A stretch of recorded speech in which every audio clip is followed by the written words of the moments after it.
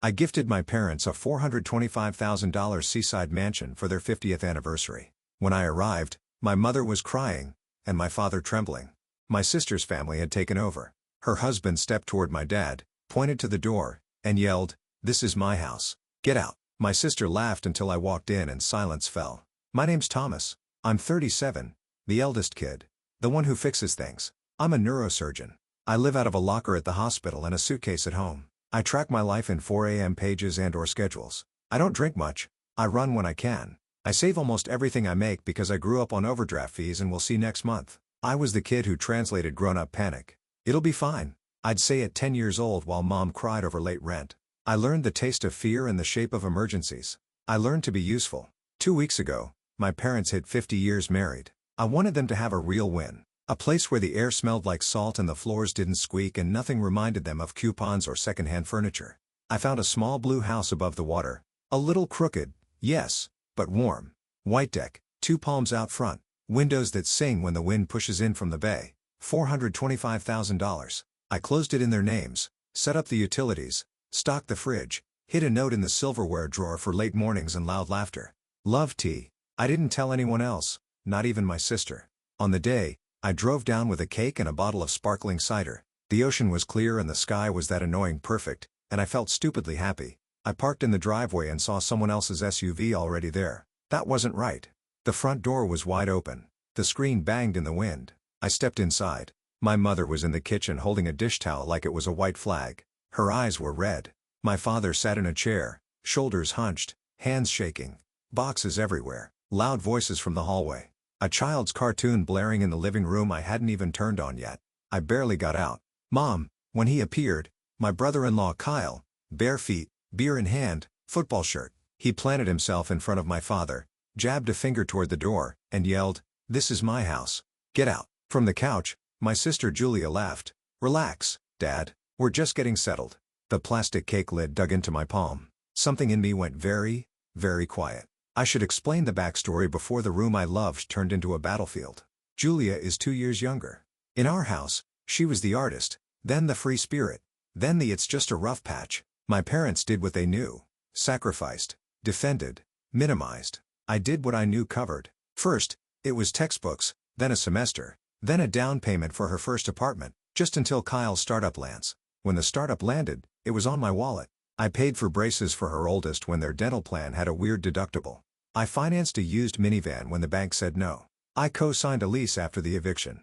There are Venmo notes that read like diary entries. Julia electric bill, Kyle job interview, suit, school trip for Mia, rent again, just this one last time. Every transfer felt like control, like I could sand down our family's big ugly edges. I was wrong. My parents helped too, in smaller, more bleeding ways. Mom packed groceries into Julia's trunk and called it cleaning out the pantry. Dad let Kyle use his tools and get practice on repairs that ended up costing more to fix.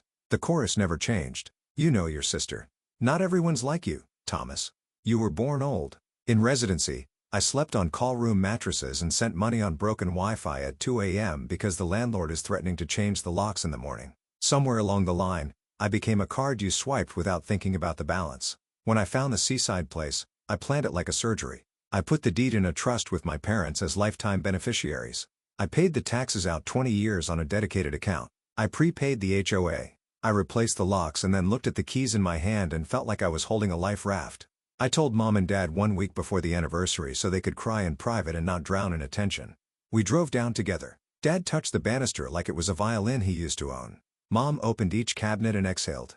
We sat on the deck and listened to gulls. I said, "It's yours." Dad tried to speak, but his voice broke. Mom said, "It smells like lemon and open windows." I stayed overnight on a blow-up mattress to test the plumbing.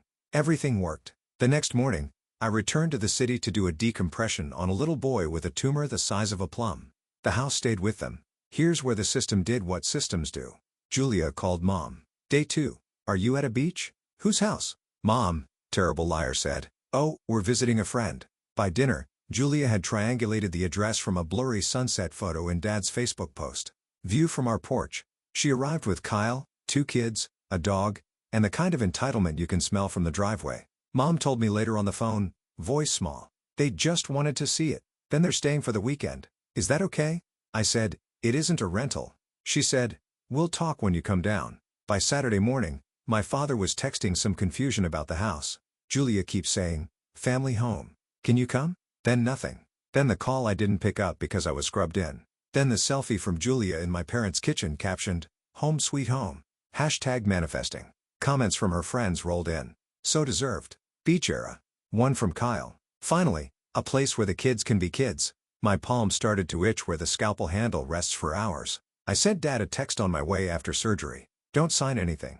Don't agree to anything. Love you. I drove straight after discharge. I rehearsed soothing words. We will reset this. We will breathe. We will set rules. I walked into the open door instead. Kyle's voice was already up here. You two are old. Stairs are dangerous. You'll fall. This is a family house. We're family. We'll manage it. Mom tried. It's Thomas's gift and he cut her off. He gave it to you. You're giving it to us. Same difference. Julia didn't stand. She just smirked. Don't be dramatic, Mom. We'll handle the bookings. Bookings. Kyle waved toward the view. Prime waterfront peak season. I listed it this morning. Easy money. You two can have the downstairs during offs. I looked at my father's hands. They were trembling like they do when he's furious and trying not to be. This is the same man who once worked 3 jobs and still found a way to show up at my high school orchestra concert in a greasy uniform. He was now being told to move aside in a house he had just learned was his. I was raised on be useful, not be loud. But the last text from Dad had been a request I couldn't file under later. I set the cake on the counter. It looked ridiculous on that table crowded with fast food bags and makeup kits. My voice when it came out was steady. Who told you this is your house? Kay rolled his eyes like I was slow. Family money, family house. Don't be weird. Julia added, sing-song. We're not asking, Tommy. We're updating. Mom's face crumpled. Thomas, can you just explain? Call pointed at my father again. He can explain from the porch. Julia laughed. Babe, stop. Dad knows we love him. My father's jaw worked. No sound. Something in me clicked into place like a bayonet. Everyone to the living room, I said. Not loud, just surgical loud. The kids paused their show. The dog stopped shredding a throw pillow. Kyle snorted but followed because people like him always believed the room belongs to them. I stood by the mantel under the framed photo of my parents cutting a supermarket cake 40 years ago. I could feel my pulse in my thumbs. I pulled a folder from my bag and laid out 5 documents on the coffee table. Deed, I said, tapping the first page recorded last week. The property is owned by the ass and our life trust lifetime beneficiaries Sam and Ruth, my parents, with exclusive right of occupancy. Kyle squinted like the words were doing something to him in English. In English, I said you don't get a key, Kyle. He laughed. Bro, try and stop me. I tapped the second page. Trust instrument. Successor trusting. It gives me the duty to maintain the property for my parents' comfort. It also gives me the obligation to remove anyone who interferes with that. Julia's tone slid sugary. Thomas, you can't be serious. We're helping. I slid the third. A color screenshot. The Airbnb listing you just posted using photos you took without permission. The description. Entire home. The house rules. No owner on site. The availability calendar. Booked out every weekend through August. The payout. Bank account ends in digits that match yours, Kyle. I blurred them for the kids. Kyle shifted. So what? Your parents could use the cash. Man, I put down the fourth. A printed group chat thread from last night that Julia didn't know Dad had forwarded to me. Her message is in gray. We'll get him on board. He always caves if Mom cries. I'll guilt him about med school loans. So excited to finally have a beach base. Julia reached for it. I covered it with my hand. I placed the fifth, a laminated copy of the HOA rules. I ran my finger down to the clause. No short-term rentals. Here's what's going to happen. I said, you're going to pack your things today. You're going to delete the listing. You're going to text every person who booked and tell them the home is unavailable and issue refunds. You're going to apologize to Mom and Dad for frightening them in their own kitchen. And you're going to leave this house key on the table. Julia blinked like she'd misheard. Then she laughed, trilling and high. Or what, Tommy? Or I said I will perform my duty as trustee. Kyle took a step toward me. Duty this, he said, and he actually puffed his chest like we were 12. Mom whispered, Kyle, please. I don't like yelling. I like precision. So, I kept it surgical. I set my phone on the table. Screen up. On it, a drafted email to the HOA board with attachments. A second email to their council. A third to the county recorder with the Airbnb link, and a request to flag the parcel for illegal use. A text thread opened with a locksmith named Victor who was parked 2 houses down because I called him from the highway when Dad sent that first some confusion. Pal saw it and shuffled his weight. You wouldn't. I would, I said. And I already did. Julia reached for Mom. Mom? Tell him. Tell him this is family. Mom didn't look at her. She looked at me. Thomas, she said. voice trembling. Do what you need to do. Kyle's face changed. He pointed to the door again, the same stupid gesture that had lit the fuse. Old man out. I stepped between Kyle and my father. My hands were steady because I've held brains that pulsed like birds. Point at my father again, I said quietly. And the only door you're going through is the one Victor is about to lock from the outside. Silence. Not even the cartoons. Julia tried a last angle. You're cruel, she said. You're abandoning your family. I exhaled. I am done being your wallet. That's not abandonment. That's a boundary. Kyle muttered. Well, see about that. He lunged for the folder. Maybe to grab the deed. Maybe to rip up paper like that could kill a trust. I simply picked up the papers, tucked them away, and turned to Dad. Dad, I said, would you like to stay in your living room? He swallowed. Yes. Then everyone who doesn't live here, go pack. No one moved. The doorbell rang. Victor. Right on time. It took 3 hours because chaos always takes longer to unwind than to start. Victor changed the deadbolt while Kyle performed a quiet little tantrum in the driveway. Whisper yelling at Julia, kicking at the curb, calling someone to check a legal thing. The dog barked itself hoarse. The kids moved like embarrassed shadows, stuffing clothes into tote bags while half watching me as if I might explode. I didn't. I sat with Mom at the kitchen table and made tea in the kettle I bought. She kept dabbing her eyes with a napkin. I didn't want to tell you, she said. I thought we could smooth it. They came in so fast. They said it would be easier for us this way. No stairs for your father. Less to clean. They said they'd take over the hard parts. The hard parts are the parts that mean ours, I said. She nodded. A small guilty nod I know from every time she apologized for the weather. Dad stared out at the water. I thought I'd be stronger, he said. I should have told them to leave. You called me, I said. That was the strong part. In the living room, I opened my laptop, connected to my hotspot, and forward canceled every illegal booking. I wrote each customer listing removed by owner. Refund issued. I attached the HOA rule for the one who threatened a review. I drafted a short letter to neighbors. You may have seen cars. There was confusion. There will be no short-term rentals at 24 Seaspray. Julia tried to reframe it at least 3 times. First pass. We were just excited for them. She sat on a packed suitcase, face arranged into soft hurt. I wanted the kids to be around their grandparents more. You know how you work. Second pass. It makes sense if you think about it. You're never there. They're getting old. We're the ones with energy. Third pass. When I didn't argue. Didn't bite. She went for blood. You think money makes you the parent, Thomas? It doesn't. You buy things so you don't have to be a person. I bought a house for our parents. I said, I didn't buy a permission slip for you to steal. She flinched at the word, then went cold. Well, remember this, she said. I hope so, I said. Kyle refused to hand over the key. Come and take it, he smirked, which would have been cute if Victor hadn't installed the keypad lock 10 minutes earlier.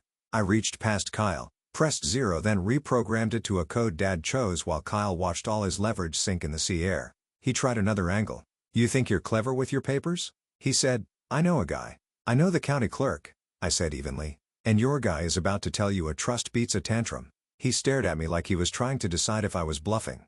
I wasn't. When they finally carried boxes to the SUV, Julia paused on the porch. You could have just talked to me, she said. I have been talking to you for 10 years, I said. Her mouth tightened. You'll regret this when they need help and you're not around. I looked at Mom pouring tea. I looked at Dad's hand finally still on the armrest. I am around, I said. For them. They drove away. The dog yapped at the window like it had an opinion about property law. After they left, the house changed temperature. It was the same air, but not the same air. I could hear the ocean through the screen. I could hear my parents breathing.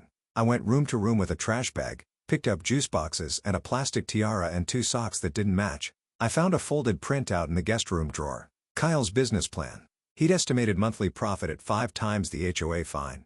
In the margin, Julia had written, Tom won't say no if Mom cries. I put the paper down like it was something sharp. Mom kept apologizing for the mess. I kept saying, it's just crumbs. When the sun slid down, Dad took my arm. Son, he said, I don't know how to say this without sounding like I failed you both. You didn't fail us, I said. You gave us everything you had. Just you gave too much to her for too long. We all did. He nodded and didn't argue because it was true and the truth was a relief. I made a simple dinner. We ate on the deck. Mom told a story about her first apartment, the one with the mouse she named Bernard, because he only came out on Sundays.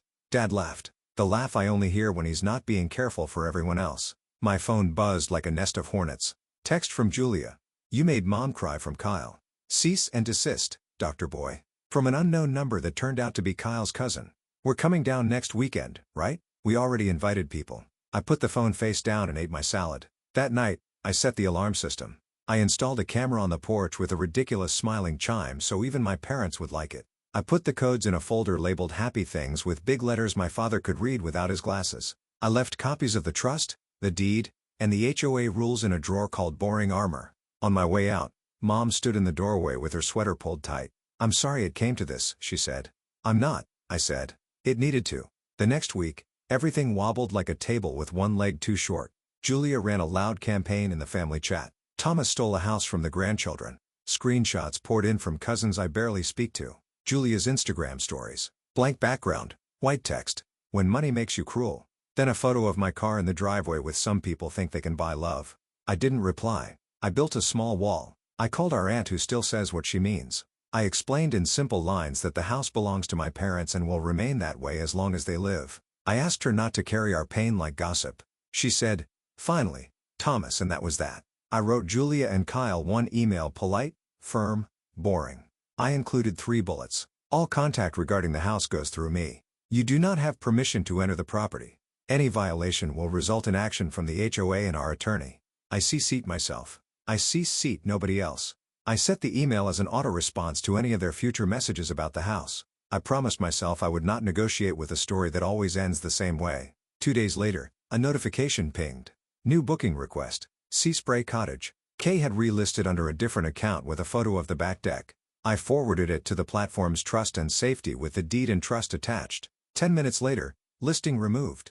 User banned. I didn't feel triumph. I felt like a janitor at a stadium after a game just doing the work. Dad called me one morning to say the house smelled like toast and salt and that he slept through the night for the first time in months. Mom sent a photo of her feet on the deck rail, ankles crossed, nail polish bright pink like when I was 5 and thought she was movie star beautiful. They looked light. In the background of all that softness, Julia kept scratching at the wall. She sent me a payment request in an app for emotional damages. She mailed my parents a letter that began, "As your primary caregiver," which was a sentence that had never been true.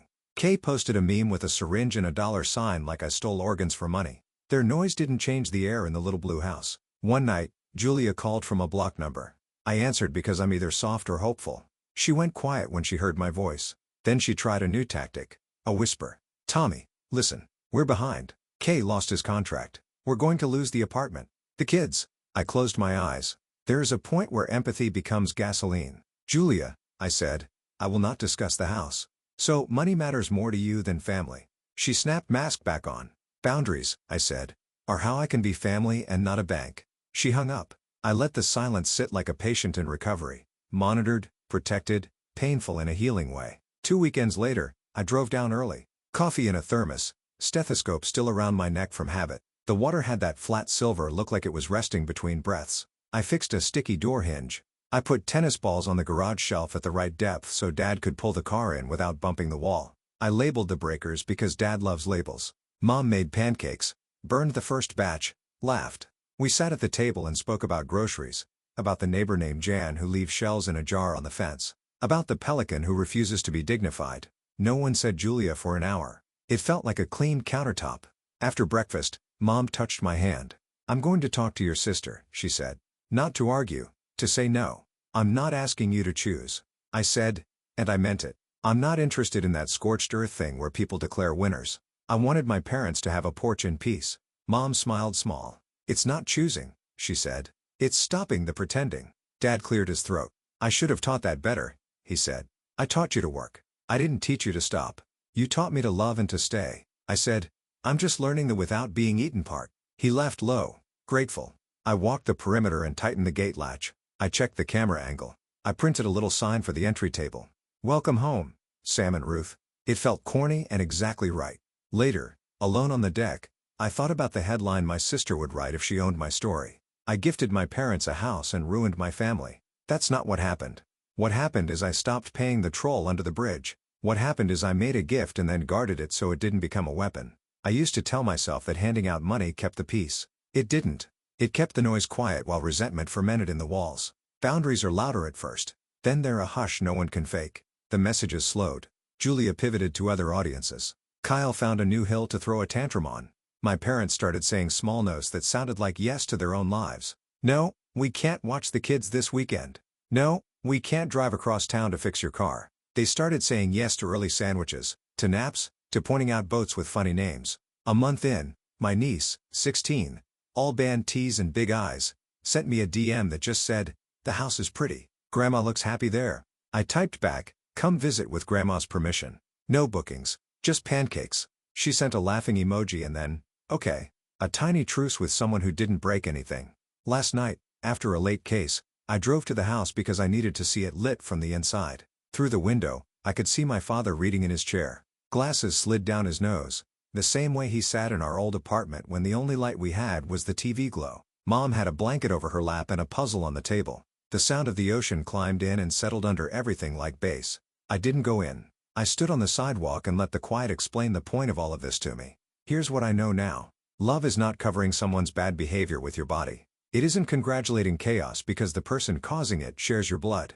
Love is a house with good light and doors that lock. Love is paperwork that holds when people don't. Love is telling your parents rest and telling everyone else, no, I am not their bank. I am not their scapegoat. I am not the emergency exit they pull when the fire they set gets hot. I am their son. A man with a job that asks me to be precise. A brother who finally learned that precision belongs at home. 2. If my sister ever wants to stand on this deck and look at this water with our parents, she can. She can come with empty hands and an apology, not a business plan. She can be family without touching the thermostat. Until then, the house stands. The locks click. The girls argue. The windows sing when the wind pushes in from the bay. Inside, my parents breathe easy. That's the moral if there is one. A gift should not cost you yourself. And a boundary is not cruelty. It's the way love keeps its porch light on without burning down the neighborhood.